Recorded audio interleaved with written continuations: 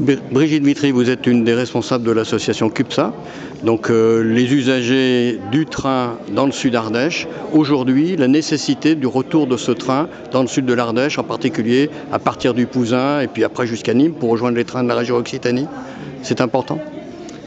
C'est important, il n'y a pas de le département de l'Ardèche est le seul département sans transport ferroviaire, alors que la géographie elle nous montre qu'il y a des gares dans chaque village, que la génération de nos grands-parents se déplaçaient en train.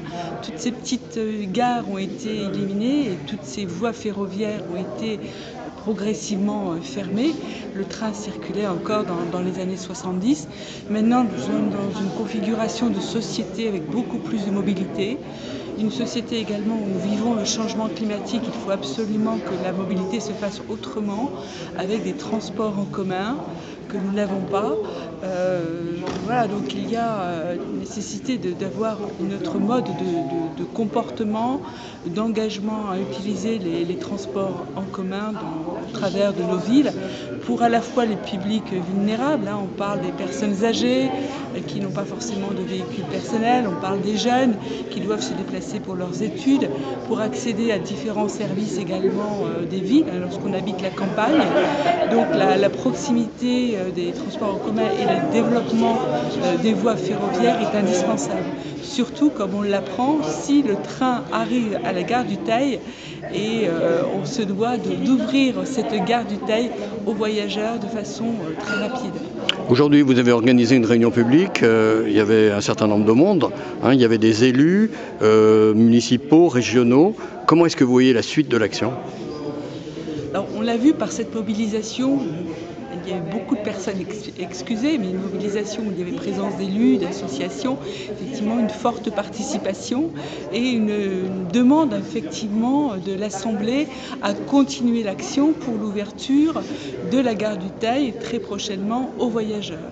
Donc c'est effectivement par la mobilisation des élus au niveau de leurs instances, au niveau du conseil régional, à faire des amendements, à faire des déblocages financiers pour permettre les aménagements nécessaires à la gare du Teil. Prochainement, on a appris également qu'il y avait l'Assemblée départementale des élus, des maires de l'Ardèche, et on pense donc jeudi prochain développer ce sujet-là et montrer aux élus ardéchois la nécessité de l'ouverture de la gare du Teil pour les voyageurs, donc en septembre 2022. Ultime question, on est au Teil, alors c'est bien normal qu'on se concentre sur le Teil, mais est-ce que vous avez le sentiment que l'action que vous menez ici dans le sud Ardèche, depuis le Pouzin, peut être utile pour ceux qui se battent plus au nord de la vallée du Rhône, autour de Lyon et au sud de Lyon?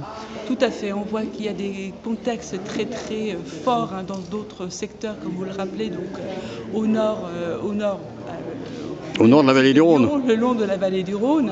Moi, j'habite un petit village, Saint-Lager-Bressac, également, qui est concerné par la vallée du Rhône. Et on parle des ouvertures au Pouzin, à Cruas. Donc, finalement, toute la vallée du Rhône est concernée à différents niveaux. Il faut vraiment un projet global également de cette ouverture de rive droite. Mais si on peut y aller de façon progressive et rapide, parce que nous avons quand même le rapport du GIEC qui nous montre l'urgence climatique, nous avons toutes ces démonstrations de transformation de notre société sur le plan mobilité, donc il faut agir très vite.